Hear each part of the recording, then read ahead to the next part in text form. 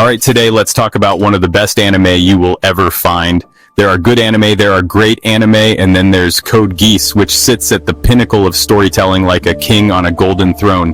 Buckle up, new gen fans, and witness a masterpiece that Attack on Titan tried to replicate. This show isn't just about giant mechs and flashy powers. It's about political intrigue, rebellion, power struggles, and the cost of absolute victory. At the center of it all is Lelouch vs. Britannia, one of the greatest anime protagonists of all time. A man who played four-dimensional chess while the world thought he was playing checkers.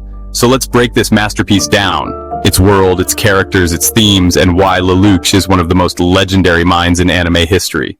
Now, imagine a world where the British Empire never fell, but instead became a global superpower fueled by technological supremacy and authoritarian rule.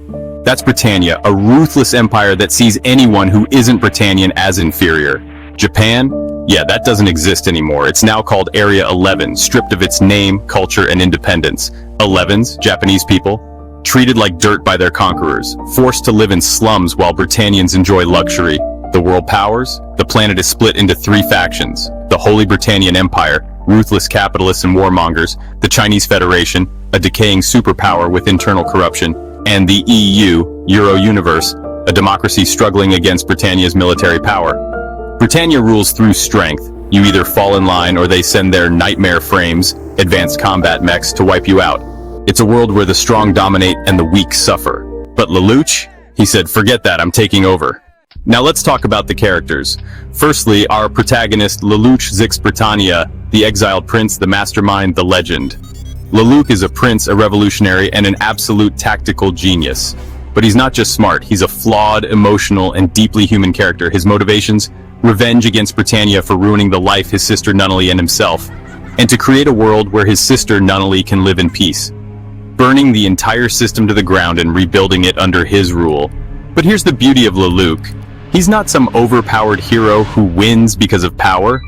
He wins because he's the smartest person in the room. He manipulates, lies, sacrifices, and takes risks no normal person would.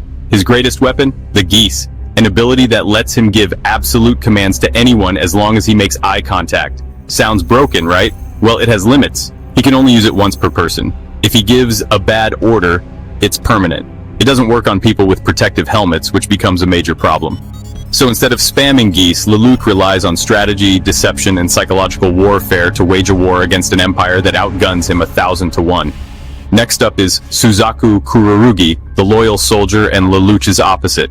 If Lelouch is burn it all down, Suzaku is change it from within. A Japanese-born Britannian soldier, Suzaku believes in fighting within the system to improve the world. He's Lelouch's best friend and his biggest enemy. They both want a better world, but they have completely different methods. He's also a monster in combat. While Lelouch is the brain, Suzaku is the unstoppable force on the battlefield. Next up is C2, the immortal witch who gave Lelouch his power. A mysterious, immortal woman who grants Lelouch the power of Geass, acts as his advisor, ally, and sometimes voice of reason, deeply connected to the origins of Geass and its dark supernatural elements. Up next is Schneisel el Britannia, the ultimate chess master villain. Lelouch's brother, Schneisel, is just as smart, just as manipulative, but completely emotionless. While Lelouch fights for change, Schneisel only wants control. His biggest flex? He outsmarts Lelouch multiple times, something no one else can do. And finally, there's Charles Z. Britannia, the Emperor of Bastards, Lelouch's father, and the ultimate might-makes-right dictator. He wants to erase free will from humanity so there's no war. He views Lelouch as a child throwing a tantrum until the very end. But Lelouch doesn't just defeat him, he erases him from existence. What makes Lelouch unique is that most anime protagonists win through sheer strength. But Lelouch, he used his brain, his Geass, and political genius to take over the entire goddamn world. Here's how he did it. He started a revolution from nothing. At the start, Lelouch was a student with no army, no resources, and no real allies. He stole a nightmare, used Geass to command an entire Britannian army to kill themselves, and became Zero, the masked revolutionary.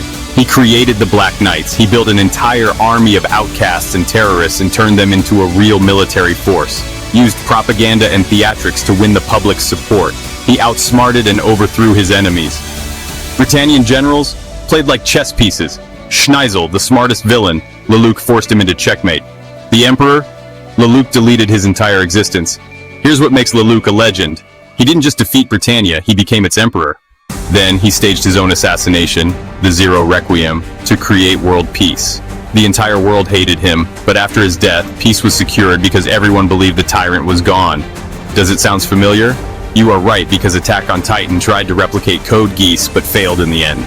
Code Geass is undeniably better than Attack on Titan, but new gen fans won't get it. Now, what philosophy this show wants you to understand? The show asks viewers questions like, is the world built on justice, or is it just survival of the fittest? Is power something you take or something you earn? Are you willing to become a villain to create a better world? Lelouch embodies Machiavellian politics at its peak. He knew that real change requires sacrifice. He played the role of the Demon King, took the sins of the world onto himself, and in the end, he won. He's not a hero, he's a revolutionary mastermind, he's not OP. He wins because he's smarter than everyone else. He paid the ultimate price for his ideals, his life. Lelouch didn't just conquer Britannia, he conquered anime history. Final thoughts. Code Geass is worth watching because it masterfully blends mecha action, strategic warfare, and deep political intrigue with an emotionally charged storyline. Lelouch v Britannia is a brilliant protagonist with a compelling revenge-driven arc, wielding the mysterious Geass power to challenge an oppressive empire. The anime is packed with intense plot twists, morally complex decisions, and high-stakes battles, keeping viewers on edge. Its combination of thought-provoking themes, dynamic character development, and a dramatic, unforgettable ending makes it a must-watch for any anime fan. That's it for today. Share your thoughts in the comments, and please like and subscribe for more anime content. Catch you in the next one, my Black Knights. All hail Emperor Lelouch!